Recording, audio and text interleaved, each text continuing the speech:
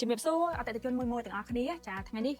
សូមណែនាំជាមួយនឹងប្រភេទ big ចាហើយ big នេះគឺសិនតែជាប្រភេទ big ដែលអតិថិជនគាត់បានកំងពីខាងក្រុមហ៊ុន CTP ទៅខាងក្រុមការងារគាត់បានរៀបចំផ្សាយជូនទៅកាន់អតិថិជននៅចាំខាងក្រោមតែម្ដងប៉ុន្តែនៅក្នុងឱកាសនេះគឺឆ្លៀតចាថត big នេះដើម្បីប្រមូលជូនអតិថិជនឲ្យបានស្គាល់ទាំងអស់គ្នាហើយ big នេះគឺសិនតែជាប្រភេទ big ដែលយើងបំពាក់ទៅលើ SK ហើយនឹងឡានដឹកអញ្ចឹងចង់ដឹងអត់ថា big នេះគឺយើងបំពាក់ទៅលើឡានដឹកហើយនឹង SK ហ្វ្រីណាខ្លះអញ្ចឹងមកតាមអានទាំងអស់គ្នា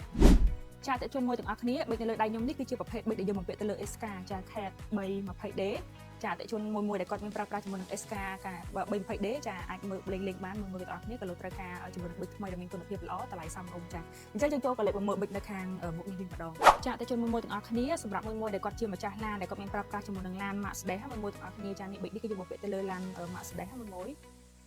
ចាកលេខមកមើល big នៅខាងមុខនេះវិញម្ដងចានេះគឺយើងបំពាក់ទៅលើឡាន Fuso Canter អញ្ចឹងមានណាខ្លះដែលគាត់មានប្រើប្រាស់ជាមួយនឹង Fuso Canter ចានេះអាចមើលរូបរាង big នេះបានចាគាត់ថារូបរាង big នេះសាច់ស្អាតខ្លាំងតែម្ដងមកមួយអញ្ចឹងសម្រាប់មួយដែលគាត់មានប្រើប្រាស់ជាមួយនឹង Fuso Canter ចាដែលមានត្រូវការជាមួយនឹង big ចាកុំភ្លេចតាក់ទងមកខាង CTP លេខចូលមកមើល big ខាងនេះវិញគឺយើងបំពាក់ទៅលើឡាន Nissan Casta នេះ3តោនណាមួយទាំងអស់គ្នាចាអូរូបរាង big នេះគឺថាមកសាច់ស្អាតហ្មងបងប្អូនមួយទាំងអស់គ្នាអញ្ចឹងមួយដែលគាត់មានប្រើប្រាស់ជាមួយនឹង Nissan Casta ចាត្រូវការជាមួយនឹង big កុំភ្លេចតាក់ទងមកខាង CTP ដើម្បីទទួលបានតម្លៃពិសេសមួយ